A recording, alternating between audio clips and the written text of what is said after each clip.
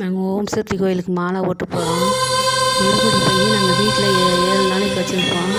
வச்சுருந்து நாங்கள் அதுக்கு 2 வேளை எலுமிச்சம்பழம் தனியாக வீட்டில் குத்தி எடுத்து நாங்கள் இந்த வீட்டிலேருந்து கொண்டு போவோம்.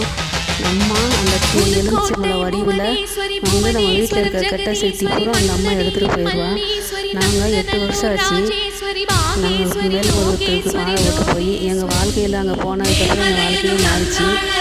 வாழ்க்கையிலே ஒளியே வந்துச்சு. நாங்கள் அங்கே போனதுக்கப்புறம் நல்லாயிருக்கோம்.